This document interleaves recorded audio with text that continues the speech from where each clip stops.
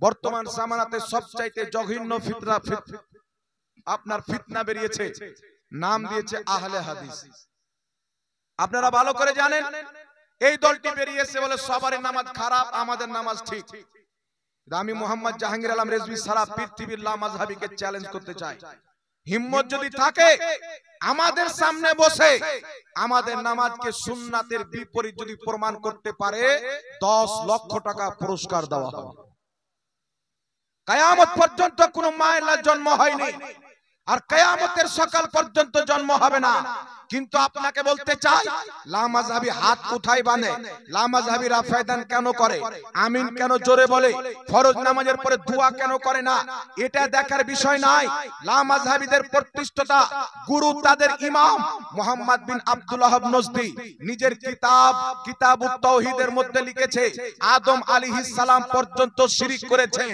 তো যাদের পূর্বপুরুষ, যাদের প্রতিষ্ঠিতা, যাদের ধর্মগুরু আদম আলাইহিস সালামকে মুশরিক বলে ফতোয়া দিয়ে রেখেছে, তার মান্যকারী মুসলমান হবে, তার মান্যকারী ঈমান থাকবে।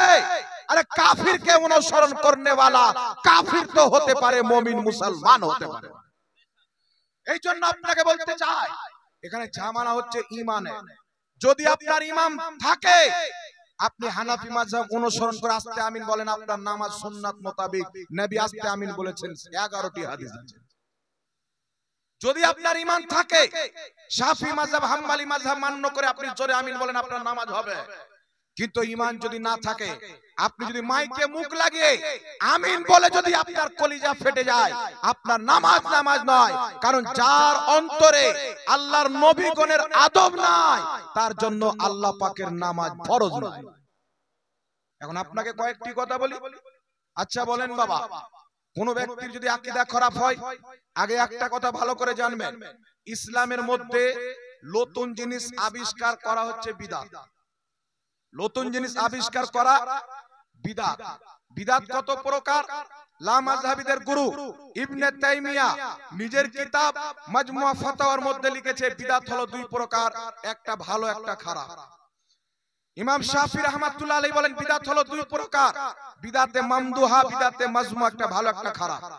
নবী পাক মুসলিম শরীফে বলেন, মান সান্না ফিল ইসলামে সুন্নাতান হাসানাতান ফালাহু আজরুহা, মান সান্না ফিল ইসলামে সুন্নাতান সাইয়্যাতান কানা আলাইহি বিজরুহা। সহিহ মুসলিমের হাদিস, রাসূল পাক বলছেন, যদি কোন ব্যক্তি আমার ইসলামের মধ্যে নতুন ভালো জিনিস আবিষ্কার করে, ওই ব্যক্তি নেকি পাবে, ওর উপরে যত লোক আমল করবে সবারই নেকি পাবে। আর যদি কোন ব্যক্তি খারাপ জিনিস আবিষ্কার করে, ওই ব্যক্তি গুনাহ পাবে, তার উপরে যত লোক আমল করবে সবারই গুনাহ তাকে দেওয়া হবে। তাহলে এখান থেকে বিদআত হয়ে গেল 2 প্রকার। যেমন নবী পাকের জামানায়, নবী পাকের জামানায় মসজিদের যে মেহরাব আছে, যেখানে ইমাম সাহেব নামাজ পড়ায়, মসজিদ থেকে একটু আগে বেড়ে থাকে না ওই জায়গাটা মেহরাব, নবীর জামানায় মেহরাব তৈরি হতো না, সাহাবার জামানায় মেহরাব ছিল না। এই মেহরাব কার জামানায় তৈরি হয়েছে? হযরতে ওমর বিন আব্দুল আজিজ রাদিয়াল্লাহু তাআলা আনহুর যুগে তৈরি হয়েছে। তো মেহরাবটাও হচ্ছে বিদআত, তবে এটা হচ্ছে ভালো বিদআত। আর যারা বলে বিদআত ভালো হয় না, বলবো কোরআন হাদিস থাক, আপনি আব্বার কিতাব পড়ো, তোমার বাপ ইবনে তাইমিয়া লিখেছে বিদআত ভালো হয় খারাপ হয়। কথা বুঝতে পারলেন? এইজন্য আপনাকে বলতে চাই বাবা, আকীদা মজবুত, ঈমান যদি ঠিক থাকে, আকীদা যদি ঠিক থাকে, নামাজ আপনার কাজে আসবে, রোজা আপনার কাজে আসবে। এখন চলে আসেন, তাদের একটি আকীদা কি হলো? আদম নবীর উপরে শিরকের ফতোয়া দেওয়া। আদম নবীর উপরে শিরকের ফতোয়া দেওয়া, এটা নতুন নয়। সুন্নিরাকে মুশরিক বলে, কবর পূজারী, মাজার পূজারী, পীর পূজারী, বাপ পূজারী, মা পূজারী। একটা লোক আমাকে ফোন করে বলছে, আপনারা তো পীর পূজারী। আমরা পীর মানা যদি পূজা হয়, তো তুই তোর স্ত্রীকে মানিস, তো তুই তো বউ পূজারী ভাই না, কি বলেন? পীর তো তোমরাও মানো। তোমাদের আমাদের মধ্যে তফাৎ হলো যে আমরা পীর মানি খাজা মঈনুদ্দিন চিশতিকে, আর তোমরা পীর মানো ইবনে আব্দুল ওয়াহাব নজদি কাফিরকে। আমরা পীর মানি ইমাম আহলে সুন্নাত আলা হযরতকে, আর তোমরা পীর মানো ইহুদির এজেন্ট নাসিরউদ্দিন আলবানীকে। তো পীর তো তোমরাও মানো, তোমরা বাংলাদেশের কাজ্জাবকে পীর মানো, আমরা বিলগ্রাম শরীফের পীরকে মানি, আমরা কেচোচা শরীফের পীরকে মানি। যাদের নাসাব, যাদের খানদানি নাসাব উপর পিঁড়ি পর্যন্ত যেতে যেতে নবী পর্যন্ত পৌঁছে যায়, সেই নবীর খানদানকে আমরা পীর মানি। পীরের নামে বাজার গরম করনে ওয়ালাকে পীর মানা যাবে না? বাবা, বহুত আছে বাজার গরম করনে ওয়ালা। জি, পীর মানার জন্য করির জমি জায়গা দেখতে হবে না, পীর মানার জন্য চেহারা দেখতে হবে না। চেহারা যদি দেখে পীর হতো তো হযরতে বেলালে হাবশী উনার জুতো মুবারকে যে ধুলোটা লাগে, ওই ধুলোর যতটা মর্যাদা আছে পৃথিবীর কোন পীরের অতটা মর্যাদা নেই। উনি দেখতে কালো ছিলেন, কিন্তু সমস্ত পীরেরও বাপ, পীরের ইমাম। কেন? পীর এই জন্য হয় যেই ব্যক্তি শরীয়তের পাবন্দ হবে। একটু জোরে হবে না সুবহানাল্লাহ? যেই ব্যক্তি শরীয়তের পাবন্দ হবে, তার বিদ্যা দেখতে হবে, তার আখলাক দেখতে হবে, তার চরিত্র দেখতে হবে। তার চরিত্র যদি মুস্তাফার সুন্নাত মোতাবেক হয়, জাহিল না হয়ে সেই ব্যক্তি যদি আলিম হয় এবং তার নাসাব যদি নবী পর্যন্ত তার যদি সিলসিলা চলে যায়, তাহলে সেই ব্যক্তিকে পীর মানা হবে। আর যদি কোটিপতি আরবপতি হয়ে যায়, চেহারা খুব দগদগে ধলো হয়ে যায়, লেবাস যদি সোনা চাঁদির পড়ে আর ইলম যদি না থাকে, সিলসিলা যদি না থাকে, সেই ব্যক্তি পীর হবে না, ভাদর মাসের পীর হবে। কথা বুঝছেন বাবা? এইজন্য আমরা হক্কানি গরিব নামাজের মতো পীরকে মানি, আলা হযরতের মতো পীরকে মানি। তারাও মানে বাংলাদেশে দেখবেন নামের আগে শেখ লাগাই কি লাগাই না? জি, লাগাই কি লাগাই না? তো শেখকে আরবিতে কি বলা হয়? পীরকে শেখ বলা হয়। তো তারা আরবিতে শেখ বলে যদি পীর মানে তো জায়েজ, আর আমরা ফার্সিতে যদি পীর বলি তাহলে না জায়েজ। কথা বুঝতে পারছেন? মানে নামাজ হলো ফার্সি আর আরবি হলো সালাত, রোজা হলো ফার্সি, আরবি হলো সিয়াম, মুসলিম হলো ফার্সি আরবি, আর মুসলমান হলো ফার্সি। মুসলমান শব্দ কোরআন পাকের কোন জায়গাতে নেই। মুসলিম শব্দ আছে, মুসলিমুনা আছে, মুসলিমিনা আছে, তবে মুসলিম শব্দ নাই, মুসলমান শব্দ নাই, মুসলিম শব্দ আছে। মুসলমান কোথায় থেকে আসলো? এটা হচ্ছে ফার্সি শব্দ। কথা বুঝতে পারছেন? তো কেউ যদি ফার্সিতে নিজেকে মুসলমান বলে না জায়েজ, আর আরবিতে মুসলিম বলে তো জায়েজ হবে। আমি যদি বলি ওয়াটার পান করা জায়েজ, পানি পান করা হারাম, তাহলে লোক বলে মৌলবি মাতাল হয়ে যায়, স্টেজে নয় ঝাড়খণ্ডের রাঁচিতে পাগলাখানে বলে না, কি বলেন? তাহলে কেউ যদি বলে পীর মানা হারাম আর নিজের নামের আগে শেখ লাগায়, তাহলে তাকে স্টেজে নয়, তার কান ধরে কাঁচা কমচি দিয়ে পাছা লাল করে আগ্রার হসপিটালে ভর্তি করতে হবে। রাঁচিতে কাজ হবে না, আগ্রাতে, ভারতের সবচেয়ে বড় পাগলা বেটা নিজের নামের আগে শেখ লাগিয়ে পীর সেজে বসে আছে, আর আমাদেরকে বলছে পীর পূজারি। সারা পৃথিবীর লামাযহাবিকে আমার চ্যালেঞ্জ, শুধু চ্যালেঞ্জ দিয়ে আমি চলে যাচ্ছি না, রেকর্ড হচ্ছে, হাজারো হাজার চ্যালেঞ্জ ইউটিউবের মধ্যে পড়ে আছে। যদি কোন লামাযহাবি বাপের আপন সন্তান থাকে, মায়ের বুকের দুধ পান করে থাকে, আমার বেঁচে থাকা পর্যন্ত চ্যালেঞ্জ, আমাদের কোন আকীদাকে, আমাদের কোন আমলকে তারা যদি শিরক প্রমাণ করতে পারে, আমাদের গর্দান হাজির হয়ে যাবে, আর আমরা প্রমাণ করব কোরআন হাদিসের সামনে তোমাদের আকীদা হলো কোরআন বিরোধী আকীদা এবং হাদিস বিরোধী আকীদা। আল্লাহু আকবার। ইয়া রাসূলুল্লাহ, ইয়া রাসূলুল্লাহ, জিন্দাবাদ, জিন্দাবাদ। দুটা জাহিল লোককে ধরে, জিন্দাবাদ, দুটা জাহিল লোককে দোকানে ধরে, মাঠে ধরে গুমরা করা সহজ, তাদের কাছে ইলম নাই। বিমল দাসের বেটাকে রেডি করো, তোমাদের বাংলাদেশের বাপ দাদাকে ডাকো, আর বাংলা মুর্শিদাবাদের মাটিতে এসো, কোথায় বসবে, একটা আকীদা বা আমল শিরক প্রমাণ করো, মুহমাঙ্গা ঈমান ইনাম দেওয়া হবে, তোমাদেরকে জিন্দেগি লিখে দিয়ে দিব, তো কিয়ামত আসা সম্ভব হবে। কোন মায়লা লামাযহাবি আমাদের একটা আমলকে, একটা আকীদাকে শিরক প্রমাণ করার ক্ষমতা হবে না মুসলমান। বাংলাদেশে গিয়ে ফারফারানি মারে আলাউদ্দিন জিহাদিকে চ্যালেঞ্জ, উমুক মৌলবীকে চ্যালেঞ্জ, তো হিম্মত থাকলে একবার ভারতে বসো না, দেখি কত বড় মায়ের দুধ পান করেছো। কিন্তু বেরাদর ইসলাম, একটা কথা মনে রাখবেন, তারা পাবলিকের কাছে যায় কেন? গুমরাহ করার জন্য।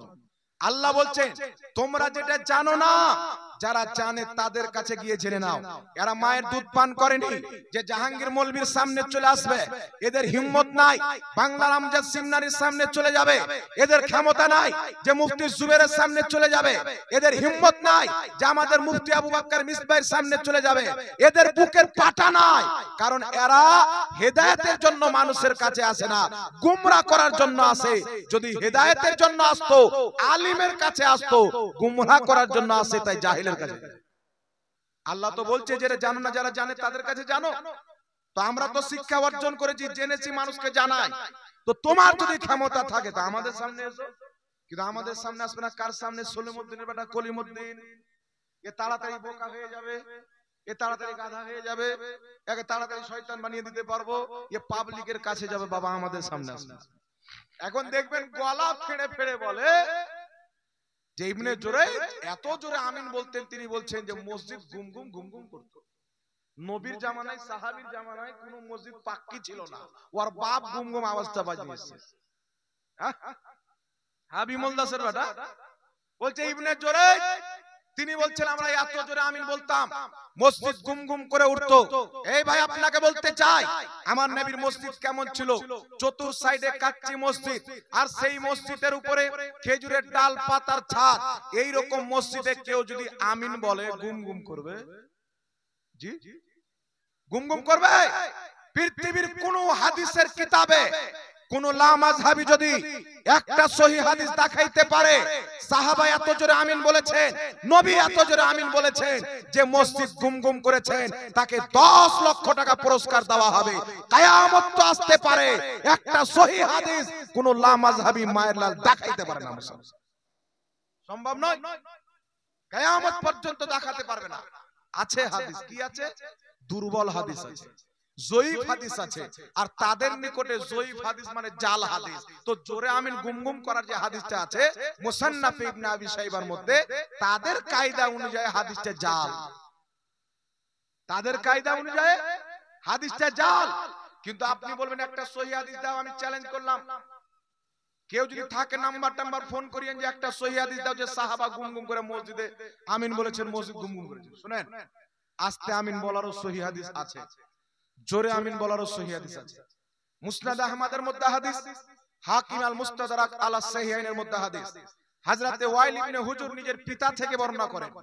তিনি বলছেন নবী পাক সাল্লাল্লাহু আলাইহি সাল্লাম নামাজের মধ্যে পাঠ করলেন কি? কারা আন-নবী সাল্লাল্লাহু আলাইহি সাল্লাম গায়রিল মাগদুবি আলাইহিম ওয়ালাদ-দাল্লিন ফাকালা আমিন খাফাদা বিহা সাউতাহু। হযরতে ওয়াইল ইবনে হুজুর নিজের পিতা থেকে বর্ণনা করেন, তিনি বলতেছেন রাসূল পাক গায়রিল মাগদুবি আলাইহিম ওয়ালাদ-দাল্লিন পাঠ করলেন, ফাকালা আমিন, তারপরে তিনি আমিন বললেন, খাফাদা বিহা সাউতাহু, নিজের আওয়াজকে নীরব রাখলেন, আস্তে আমিন বললেন। যেই মুসনাদ আহমদের যেই পৃষ্ঠায় হাদিস আছে সেই পৃষ্ঠার মধ্যে লেখা আছে ইসনাদুহু হাসান, ইসনাদুহু সহিহ, হাদিসের সনদ হলো সহিহ। ইমাম হাকিম হাদিসটি উল্লেখ করে হাদিসের নিচে লিখেছেন হাযা হাদিসুন সহিহুল ইসনাদ, এই হাদিসের সনদ হলো সহিহ। হযরতে ওয়াইল ইবনে হুজুর থেকে জোরে আমিন বলার হাদিস এসেছে, আস্তে আমিন বলার হাদিস এসেছে। তো জোরে বলারটা কি কারণে ছিল, আস্তে বলারটা কি কারণে ছিল? আমার মতন মৌলবি কি ফতোয়া দিবে? সেই ওয়াইল ইবনে হুজুর যিনি জোরে আমিন বলার হাদিস বর্ণনা করেছেন, আস্তে আমিন বলার হাদিস বর্ণনা করেছেন, হযরতে ওয়াইল ইবনে হুজুর তিনি বর্ণনা করছেন। কিতাবটির নাম আল কুনা ওয়াল আসমা লিদ-দুলাবি, ইমাম দুলাবি রাহমাতুল্লাহ আলাইহি লেখা হাদিসের কিতাব, কমবে 1250 বছর পূর্বের লেখা কিতাব। সেই কিতাবে হাদিস নাম্বার 1090 নাম্বার হাদিসের মধ্যে ওয়াইল ইবনে হুজুর বলছেন আল্লাহর নবী সাল্লাল্লাহু আলাইহি সাল্লাম জোরে আমিন বললেন, মা আরাহু ইল্লা ইউআল্লিমুনা, আর সেই আমিন জোরে বলার উদ্দেশ্য ছিল সাহাবাকে শিক্ষা দেওয়া।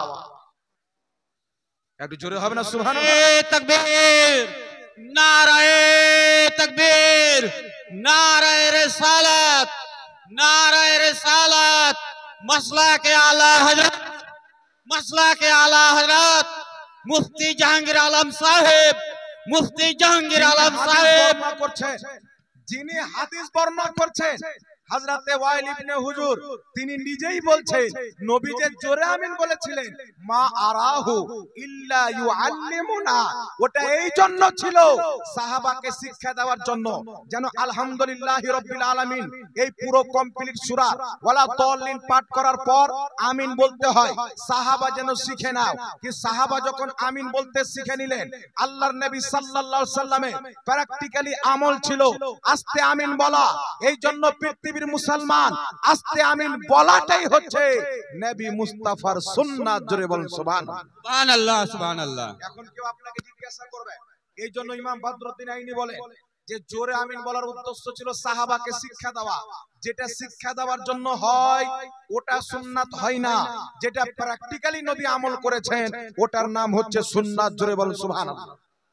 মনে করেন আল্লাহর নবী একজনকে উযু শিখাচ্ছে, এইভাবে হাত দাও, এইভাবে কুলি করো, নাকে পানি দাও, চেহারা দাও, এখান থেকে হাত দাও, মাসা করো, পাও দাও।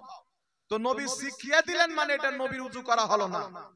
নবী নিজেই প্র্যাকটিক্যালে উযু করলেন নামাজের জন্য আর কোন ইবাদতের জন্য, ওটাকে নবীর সুন্নাত বলা হয়। তো জোরে আমিন নবী বলেছেন সহিহ হাদিস, এটা শিক্ষা দেওয়ার জন্য। কে বলছেন? সাহাবী রাসূল ওয়াইল ইবনে হুজুর বলছেন শিক্ষা দেওয়ার জন্য। আর যেটা আস্তে আমিন বলেছেন ওটা নবীর প্র্যাকটিক্যালি আমল। তাই 700 জন ফুকাহা ফাতাওয়া হিন্দিয়ার মধ্যে বলেছেন আস্তে আমিন বলাটাই নবীর সুন্নাত। সুবহানাল্লাহ সুবহানাল্লাহ সুবহানাল্লাহ। কথা বুঝতে পারলেন? এছাড়া এই যে একটা কিতাব দেখছেন, এই কিতাবটা হাদিস ও মুহাদ্দিসের দৃষ্টিতে সহিহ নামাজ। এই কিতাবটা হাদিয়া হচ্ছে 150 টাকা। শুরু থেকে শেষ পর্যন্ত অসংখ্য হাদিস পাবেন। আমি তো একটা দুটা করে বলছি, আরো ডিটেইলস পাবেন। আমার বড় ভাই মুফতি আমজাদ হোসেন সিমনানি লিখেছেন, তাই এই বইটা আপনাদের ওখানে নিয়ে যাওয়া হবে। আপনারা বসে থাকেন, যারা ইচ্ছুক অবশ্যই বইটা কিনবেন। এবার আপনাকে বলতে চাই বাবা, এই জন্য আমরা আস্তে আমিন বলি। কথা বুঝতে পারছেন? তো নবী আস্তে আমিন বলেছেন, আব্দুল্লাহ ইবনে ওমর আস্তে আমিন বলেছেন, হযরতে আলী আস্তে আমিন বলেছেন, আব্দুল্লাহ ইবনে মাসউদ আস্তে আমিন বলেছেন। একজন নয়, দুইজন নয়, 80 জন সাহাবা থেকে বর্ণিত আস্তে আমিন বলা। একটু জোরে হবে না সুবহানাল্লাহ? সুবহানাল্লাহ সুবহানাল্লাহ। 80 জন সাহাবার নামাজ হয়নি? আমার নবী আস্তে আমিন বলেছেন, নামাজ হয়নি। তাহলে কেন এরা এক দুইজন ব্যক্তিকে ধরে ওই শিক্ষা দেওয়ার হাদিসটা পেশ করে বলে জোরে আমিন বলো, জয়ীফ হাদিসকে পেশ করে বলে গুম গুম যেন মসজিদ করে? আস্তে আমিন যেহেতু নবী বলেছেন, চিরকাল যেই মসজিদে আস্তে আমিন বলা হয়, নজদি ওয়াহাবি দুই একটা লোককে ধরে পাগলা কুকুর বানিয়ে ছেড়ে দিল, এরা ওই মসজিদে গিয়ে জোরে আমিন বলছে মসজিদে ফিতনা তৈরি করার জন্য, হাদিস মানার জন্য নয়। নচেত আমি চ্যালেঞ্জ করতেছি, যদি কোন লামাযহাবী হিম্মত থাকে প্রমাণ করুক আস্তে আমিন বলে নামাজ হবে না, বা সুন্নাতের খেলাফ হবে, হাদিসে আমল হবে না, সহিহ হাদিসে আমল হবে না, এটা প্রমাণ করতে বলেন, কিয়ামত আসবে প্রমাণ করতে পারবে না। এরা হচ্ছে ইহুদি খ্রিস্টানদের দালাল, এরা হচ্ছে খ্রিস্টানদের দালাল। আমেরিকা এদেরকে ফান্ডিং করে। এরা মুসলমানের সমাজে দ্বন্দ্ব তৈরি করতে চায়, মসজিদকে ভাগ করতে চায়, সমাজকে ভাগ করতে চায়, বাপবাটাতে লড়াই করতে চায়, খানদানের মধ্যে লড়াই করতে চায়। এটা আমার শুধু বক্তব্য নয়, আমার মোবাইলে আমেরিকার পার্লামেন্টের একটি বক্তব্য রয়েছে। আমেরিকার এমপি বক্তব্য দিচ্ছে, আমরা সৌদি আরবের সাথে চুক্তিপত্র করেছি, ওয়াহাবি মতবাদ, সালাফি মতবাদ, এদেরকে আমরা কোটি কোটি টাকা ফান্ডিং করি আমাদের কাজ করার জন্য। পুরাতন যত কোরআন হাদিসের ব্যাখ্যা, এই সমস্ত ব্যাখ্যাকে আস্তে আস্তে ছাপানো বন্ধ করে আমরা নতুন নতুন ব্যাখ্যা করে মসজিদ মসজিদে যুবকদের হাতে তুলে দিয়ে ইসলামের মধ্যে একটা অশান্তি তৈরি করে নবীর আসল ইসলামকে শেষ করে মুহাম্মদ বিন আব্দুল ওয়াহাব নজদির ইসলামকে সারা পৃথিবীতে লাগু করব। যে ইসলাম ইহুদিদের তালওয়ার চাটবে, যে ইসলাম ইসরায়েলের গোলামি করবে, ওই ইসলাম মানুষের মধ্যে প্রচার করার জন্য আয়াত তো কোরআনের লেখা থাকবে, হাদিস তো নবীর লেখা থাকবে, ব্যাখ্যা এবং তাফসীর আমেরিকার করা থাকবে, ইসরায়েলের করা থাকবে। এই জন্য পৃথিবীর মুসলমান হযরতে সালাহউদ্দিন আইয়ুবী মুজাহিদে ইসলাম রাহমাতুল্লাহ আলাইহি যখন মসজিদে আকসাকে ফাতহ করলেন, 3000 চাইতে বেশি আলিমকে ফাঁসিতে ঝুলিয়ে মার্ডার করে দিলেন। কেন? ওনাকে জিজ্ঞাসা করা হলো, উনি বলছিলেন, শুনো, আমি যেই 3000 চাইতে বেশি মৌলবীকে ফাঁসি দিয়েছি, এদের এদের মধ্যে কেউ মুসলমান ছিল না, প্রত্যেকটার মধ্যে কেউ ইহুদি ছিল, কেউ খ্রিস্টান ছিল। তারা কোরআন হাদিস পড়ে কোরআন হাদিসের অপব্যাখ্যা করে মুসলমানের মধ্যে তাদের মধ্যে ঈমানকে নষ্ট করে নবীর দেওয়া শরীয়তকে মিটিয়ে ইহুদিদের দেওয়া শরীয়ত প্রচার করার জন্য মৌলবি সেজেছে।